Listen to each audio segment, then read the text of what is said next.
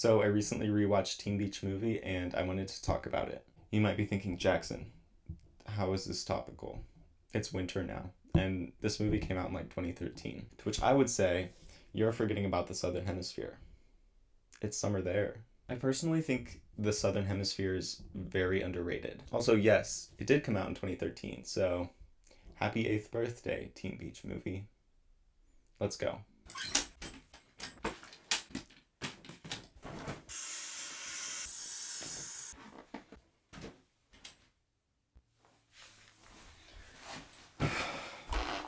It's me, your knight in shining board shorts. Brady, knight in shining board shorts. It's a really long last name. I could take a nap. I take a nap right here. If you haven't seen it, Teen Beach Movie's plot is simple. I can explain it in just a few sentences. So, spoilers for Teen Beach Movie. Brady and Mac are having an amazing summer together on the beach when Mac's aunt shows up to take her niece off to preparatory school, even though Mac doesn't really want to go. When attempting to catch one last big wave, the stormy conditions, along with a magical surfboard, send Mac and Brady tumbling into the world of Brady's favorite movie, West Side Story! In the movie, Tanner, a surfer, and Layla, a biker, are supposed to fall for each other, but Brady and Mac's presence interrupt this chain of events when Tanner falls for Mac and Layla falls for Brady. Mac and Brady try to get the movie back on track. So the way to get her to like him is for me to deflect her affections off of me and onto him. So it will conclude the way it's supposed to, with a big storm. Then our two leads can return to the real world. When they finally return, Mac tells her aunt what she really wants. I want to stay here for high school. I want to be with Brady. I want to surf more. West Side Story's aesthetic is heavily inspired by 1961's Beach Party, and its plot and title, obviously, are heavily inspired by 1963's West Side Story. Brady loves the movie because A surfer guy and a biker girl share a secret love while trying to unite their rivaling gangs as an evil real estate mogul tries to turn their hangout into a resort by building a weather machine which blows up, creating a massive storm. and Mac does not because They sing for no reason. They come out of the water and their hair is totally dry. The girls never surf as well as the boys, and they sing for no reason. I mentioned that one again, because even the second time, I don't get why. the simplicity of the plot allows the movie to fill such a short runtime with several themes and actually address them pretty well. One explicit theme is self-acceptance. Max spends most of the movie trying to convince Layla to pursue her dreams and her own desires, and by the end of the film, Mac herself has decided to follow her own dreams and stay with Brady for high school. Oh well. Another explicit theme is one of acceptance of others. Throughout the film, the bikers and surfers learn that they really aren't that different after all, and they must accept each other and work together to reach their full potential. Together we can help each other. In fact, all that fighting ever did for us was stop us from seeing what we all have in common. But really, both of these themes are connected by a third theme that's sometimes explicitly stated as girls can do anything that boys can do. But the feminist message in this film runs deeper than just that. It just manifests itself in a weird way. The themes of feminism and equality in Teen Beach Movie are inseparably tied to the imagery of hair. The way Mac styles her hair represents her internal sense of freedom. In the opening sequence, Mac is wearing her hair in a loose, low ponytail. The montage of her and Brady enjoying the beach serves as basic exposition for these two characters. They're young, they're in love, and they sure do love the beach. Mac is enjoying herself and her low ponytail life here. She's free from worry, free to enjoy the summer. Cut to the next scene. Brady and Mac are walking down the beach, and we get the first sense from Mac that something is wrong. Listen, Brady. Ooh, did you hear about tomorrow? The subject of tomorrow seems touchy for her. Brady, about tomorrow. Her hair is also in pigtail braids now. It's more restricted, reflecting her internal sense of a lack of freedom. She can no longer freely enjoy the summer because she knows, as we will soon find out, that her aunt is on her way to whisk her away to preparatory school, something it's clear that she doesn't really want for herself, but feels obligated to comply anyways. Her aunt Antoinette shows up a day early with that hairstyle, not even really sure what to call it, a tight bun of some kind. She's meant to be uptight and overbearing, and her hairstyle definitely reflects her restrictive personality, as does her clothing, posture, cadence, even the way she says aunt. I am Mackenzie's aunt. But we're just talking about the hair here, so. As Mac finishes packing, her hair's done nicely. It's partially up, but mostly down and loosely curled. She hasn't fully let go of her sense of internal freedom, and as a result, she decides to follow her heart and go surfing one last time, where she yet again wears the loose and low ponytail. Mac crashes, Brady dives in to save her, and when the two resurface, Mac has lost her hair tie. When Mac realizes they've somehow ended up in Wet Side Story, when she realizes she might not make it in time for her flight, she finds herself, both emotionally and physically, as represented by her hair, in a state of anarchy. She feels as though she gave herself too much freedom, not enough structure. Her hair tie wasn't strong enough. And now she is reaping the consequences. When the scene transitions from midday to evening for the party, Mac and Brady notice their new outfits. Oh my word! Where did these outfits come from? The magic of movies. This is the first notion we get that Mac no longer has autonomy over what her hair looks like in Wet Side Story. This is taken to an even further extent later in the film, when Mac finds her hair can no longer get wet. Your hair isn't wet. My hair isn't wet. What does that mean? It means that my hair isn't wet. And that means... We're morphing. Changing, Brady. We're morphing into the movie. Okay, so the text says that Mac's hair cannot get wet because she's becoming a part of the movie. But she's not just morphing into the movie, she's morphing into a person who belongs in a culture that has such rigid expectations of women that they are physically incapable of ruining their perfect hair with water and still be a part of the movie. Being forced into such rigid expectations scares Mac.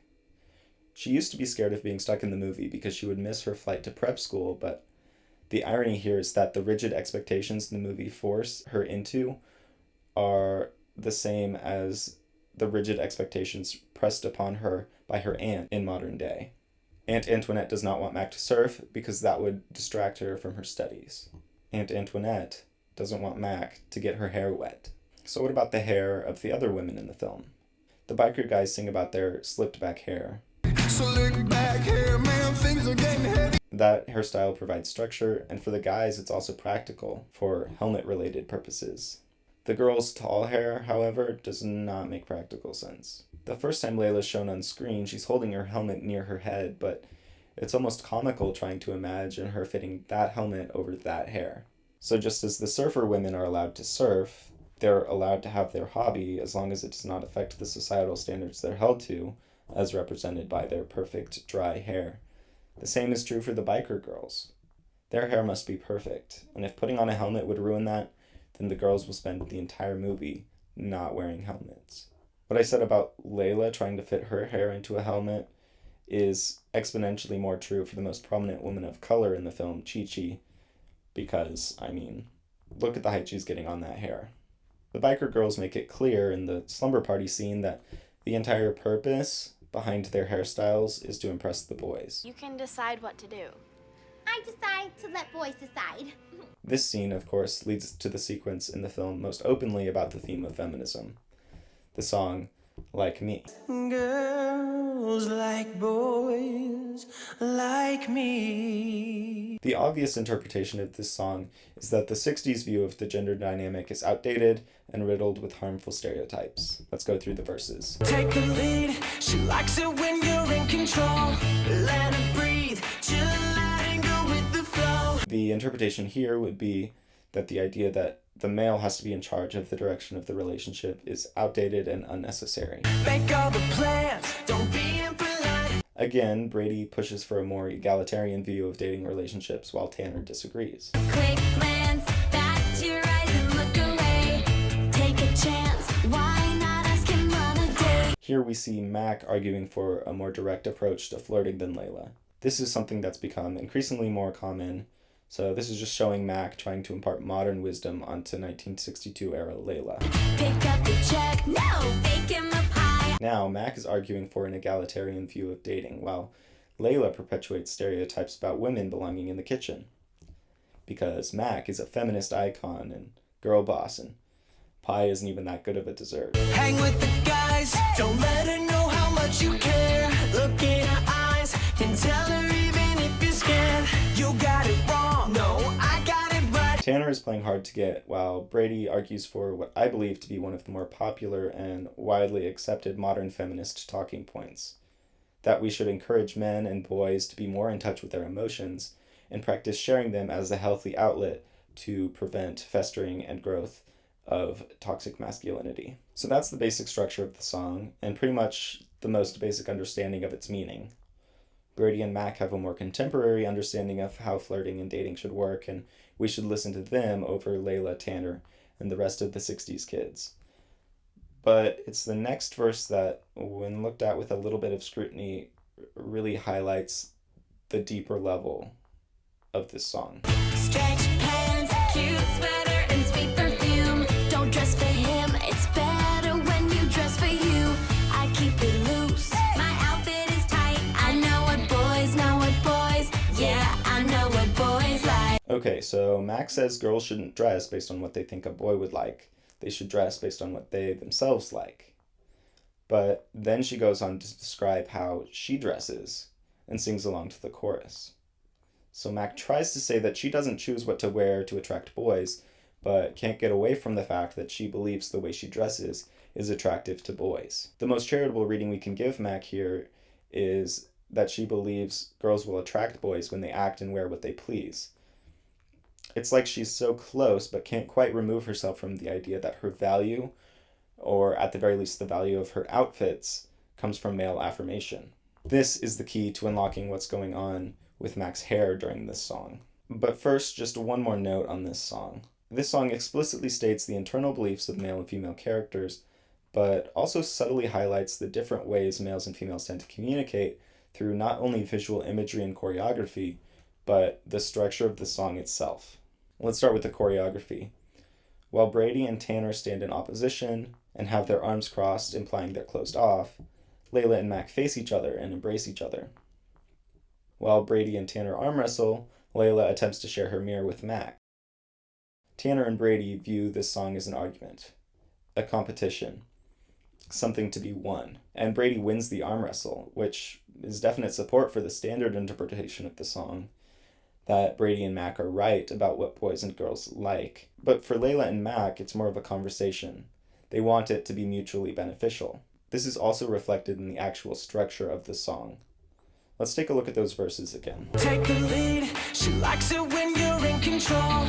Let her breathe, chill and go with the flow. Make all the plans, don't be impolite. Tanner and Brady each take over the song every other line.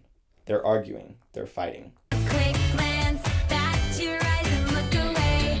Take a chance, why not ask him on a date? Pick up the check, no, bake him a pie. Here, Layla doesn't cut Mac off after one line. She lets her make her argument before adding a counterpoint. I'm going to start doing that. Whenever arguing with somebody, just wait for them to finish and then say, no. Bake him a pie. Hang with the guys, don't let her know how much you care. Look in her eyes and tell her even if you're scared. You got it wrong, no, I got it right. Again, it's back and forth. It's a fight that needs to be won, and this mindset stems from their competitive nature. And Tanner views his competitive nature as a gendered issue by his own admission. I've never been beaten on the waist before, especially not by a girl. Back to the girls. Stretch pants, cute sweater, and sweet perfume. Don't dress for him, it's better when you dress for you. I keep it loose, my outfit is tight. Again, unlike the boys, they're not nearly talking over each other. It's a conversation. Neither one of these ways of communicating is inherently more beneficial than the other, as illustrated by the fact that Brady seems to have won the arm wrestle, but Tanner hasn't changed his mind.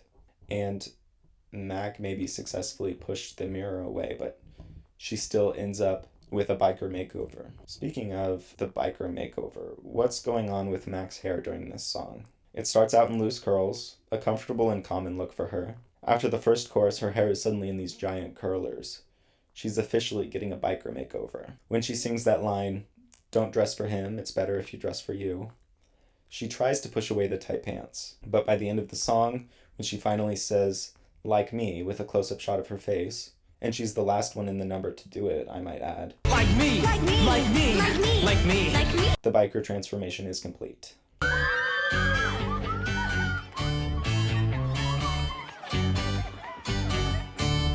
She tried to push away the mirror. She didn't want to look at what was happening to her. But when she states that boys like girls like her, when she places her value in the opinions of men, she's no different from the rest of the biker girls with their tall, shiny hair. So really, the song isn't about Mac and Brady being right.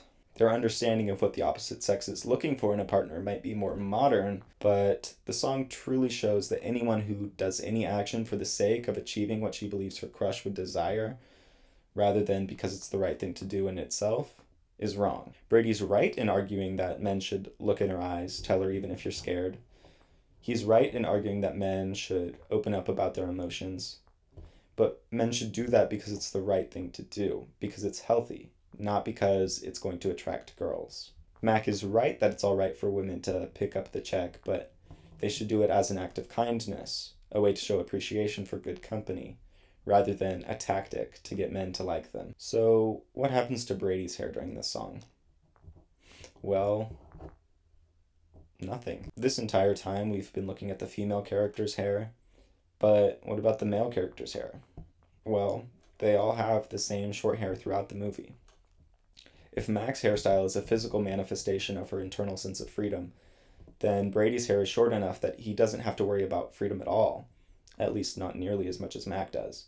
The difference in hair between men and women symbolizes inequality both on a micro level, with respect to Mac and Brady specifically, and a macro level, with respect to society's expectations of women and men, especially in the 1960s. The fact that all women in West Side Story have long hair when short hair was in for women in the 60s, I mean, just watch any scene at Beach Party, highlights my point. On a micro level, Mac is the one struggling with her internal sense of freedom.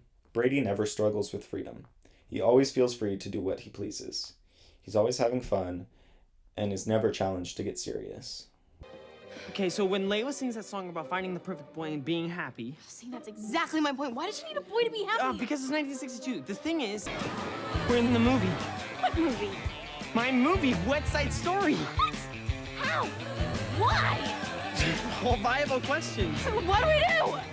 Have fun! Mac, however, feels pressured into believing that going to prep school is what her mom would have wanted by her aunt. By her aunt. Don't say aunt. I'm not going to let her get me like that. Mac, however, feels pressured into believing that going to prep school is what her mom would have wanted for her by her aunt. Oh my gosh. She's getting to me. Mac, however, feels pressured into believing that going to prep school is what her mom would have wanted by her aunt. She has so many options when it comes to hairstyle, but by the end of the movie, she's decided to let her hair down.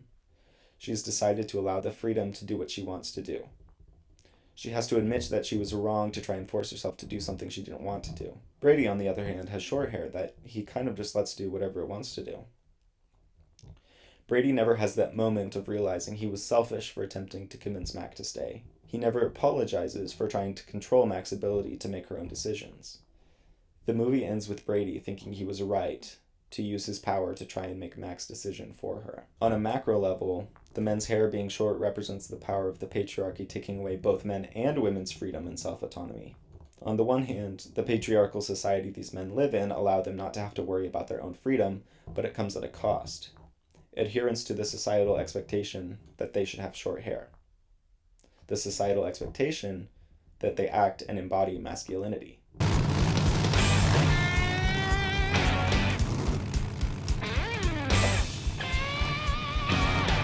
Because the men don't have to worry about their personal freedom and autonomy, it's the women who have to adapt to their hairstyles to attract men. The women can, hypothetically, choose autonomy, but must risk their chances with men in order to do so. Only when Layla and Mac are alone together, away from boys, away from society, and with their hair down, does Mac really see Layla for who she is.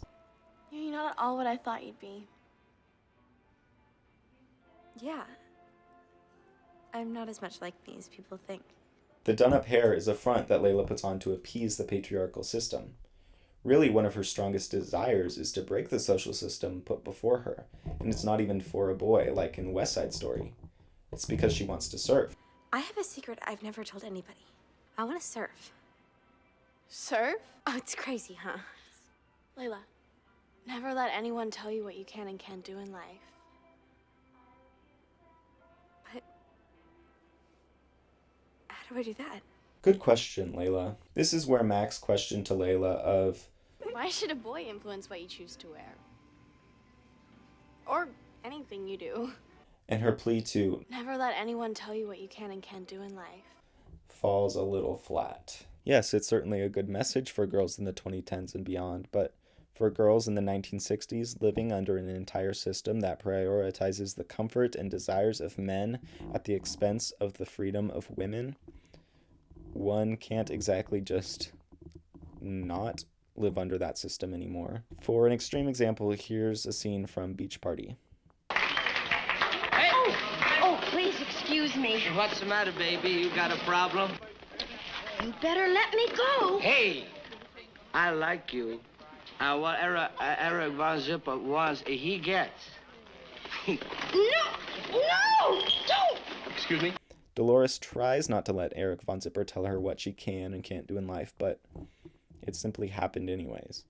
We're not even talking about an internal sense of freedom anymore. We're talking about a person's own physical autonomy. Dolores only escapes from this situation with help from a man. No, don't. Excuse me? Excuse me? Huh? I'm R.O. Sutwell. I'm sorry to intrude, but you're molesting this young lady. That man's name is Professor Sutwell. And we learn that as a new college professor, he was not being respected by his students. In order to earn his students' respect as an authority in the classroom, he had to grow out a beard. Every time I opened my mouth, my students laughed, the other professors laughed, even the janitors laughed. Well, I knew it couldn't go on for long, so one day at lunch, I presented my problem to an old professor friend of mine. And without even glancing up from his soup, he said, "Buy yourself a pair of glasses and grow a beard." In order for society to respect his position of authority in the patriarchal system, he had to grow out his facial hair. The problem for him is that this new crowd he surrounded himself with doesn't respect his position in the social system as a good man for Dolores. He must shave his beard in order to better fit into their social system. The whole thing, it's got to go. You're a whole new you. Well, only on the outside. Now let's look at the use of facial hair in Teen Beach Movie. I'm not sure I like the way this movie ends. Movie? What movie? Glad you asked. It seems we're all in this movie, and we're the villains.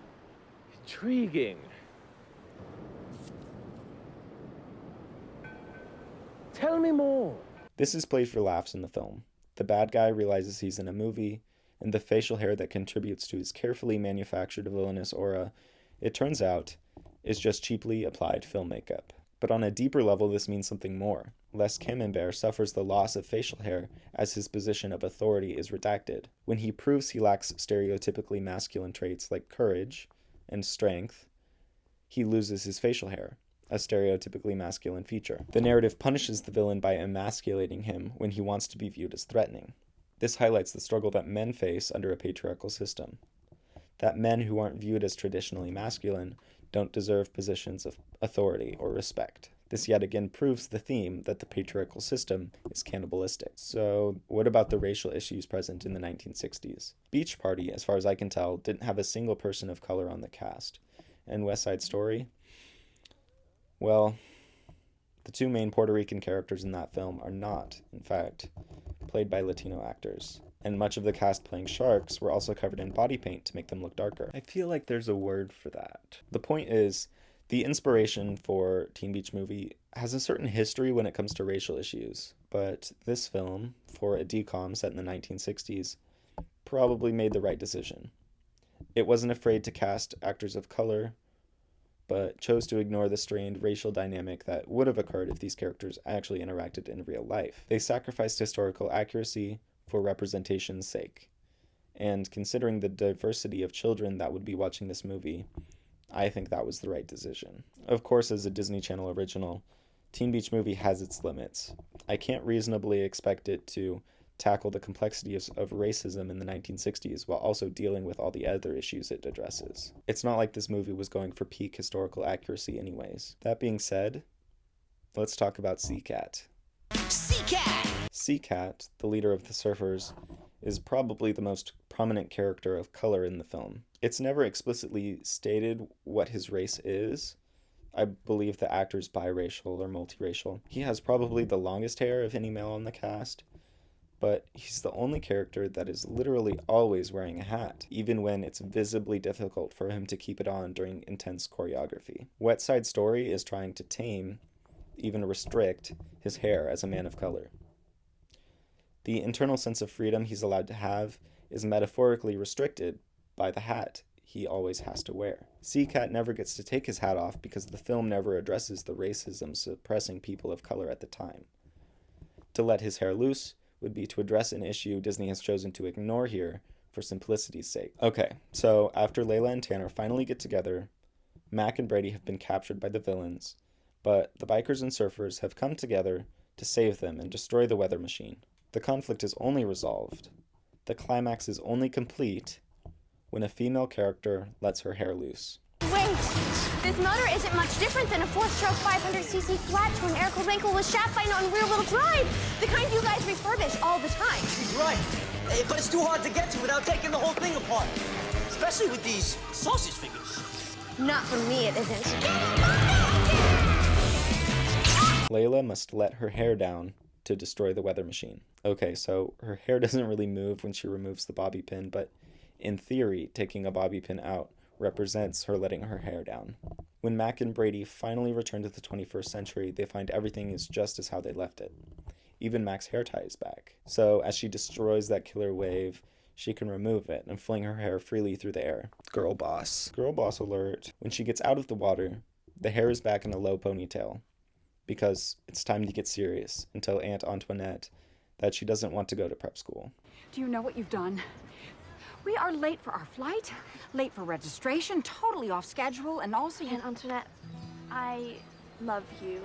And Mom would be so happy that you care so much. But I think you've been wrong. Antoinette agrees, and in the final dance number, even she lets her hair down a little. Sexism is defeated. Feminism prevails. The end. You know, all this talk of hair has got me thinking. It's not. How's that look? I just need you to hold the hair basically that I've gone over. Oh? Yeah, it's beautiful. Hold on. This right here too?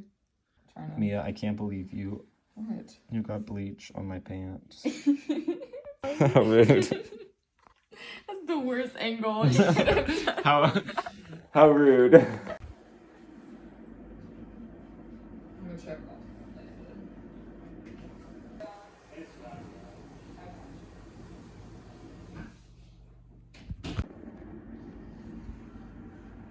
I look like that guy that died first in Squid Game.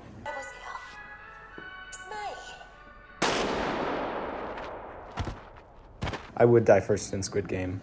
You're doing amazing, sweetie.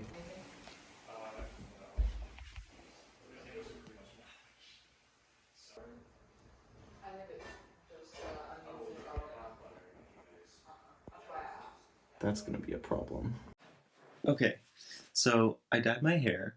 So it has been like over a month since I filmed the first part. Enough time has passed that I dyed my hair that one time and then it faded and then I re-dyed and it's already fading again. Here's a video of Sarah and me singing along to Brutal by Olivia Rodrigo at Applebee's.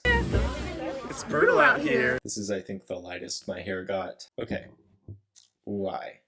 Why did I dye my hair?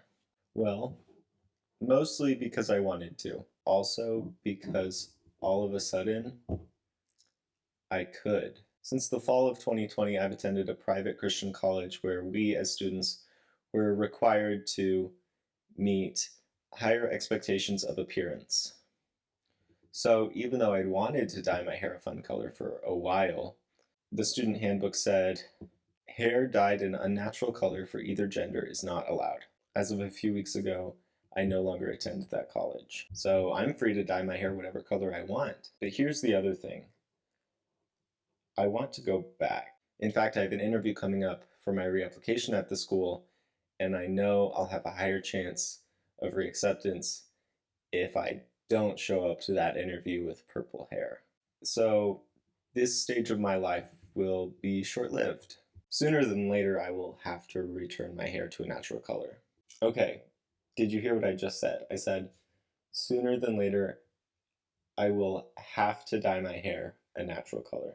But is that really true? Do I have to? No, not really. I won't have to dye my hair a natural color, but I will choose to dye my hair a natural color so I can return to school. So it is my choice. It just doesn't feel like my choice because it's a college requirement. It is my decision to make, but like Chi-Chi, I decide to let the college decide. Also like Chi-Chi, we're not just talking about hair here. My hair is just a physical representation of all the choices that I allow the college to make for me when I attend that college. And I've made peace with the fact that I'm giving up some personal autonomy because, for many reasons, the friends I've made on campus, the relationships I've built with professors, even the cost of education there, the trade is worth it to me.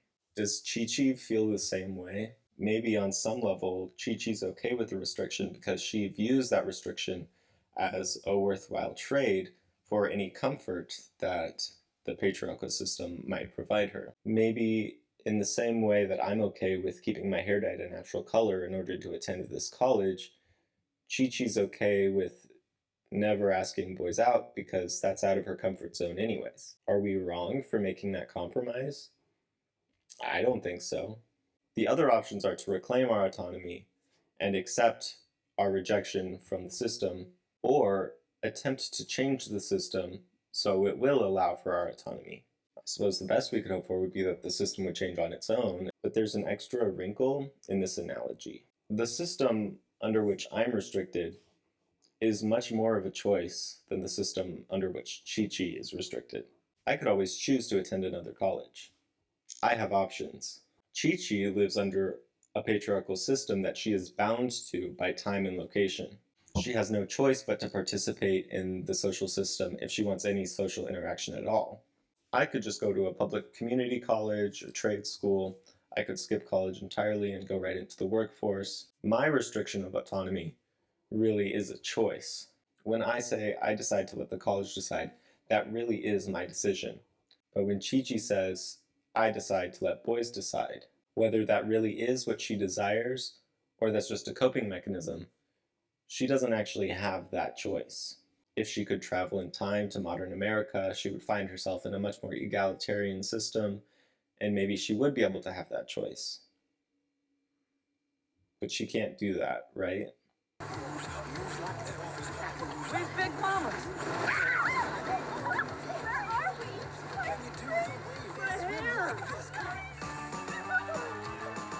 So I really do have that choice, and right now I'm just waiting on the college to let me know when and how to set up that reapplication interview.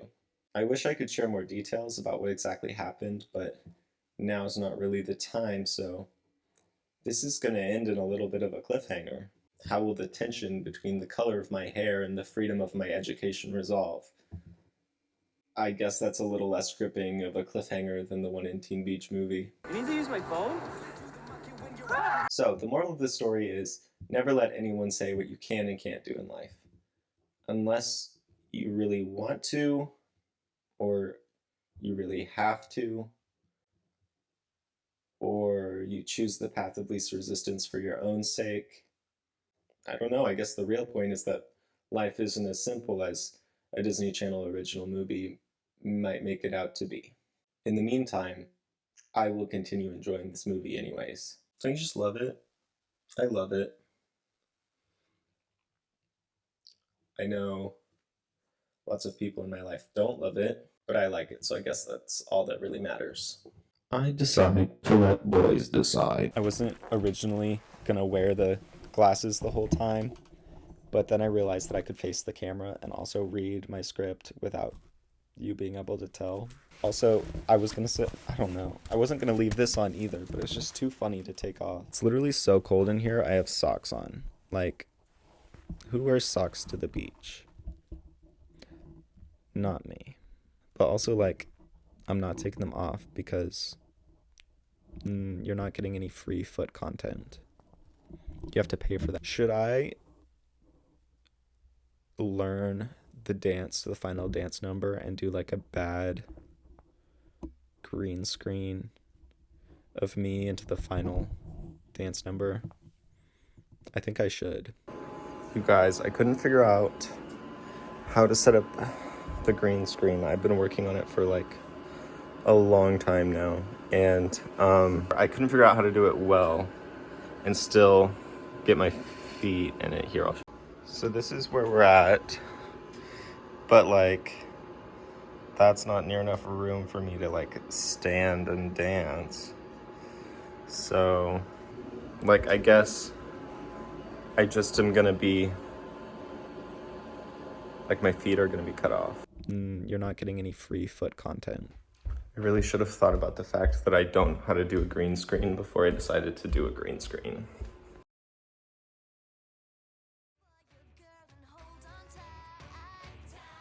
Hip cats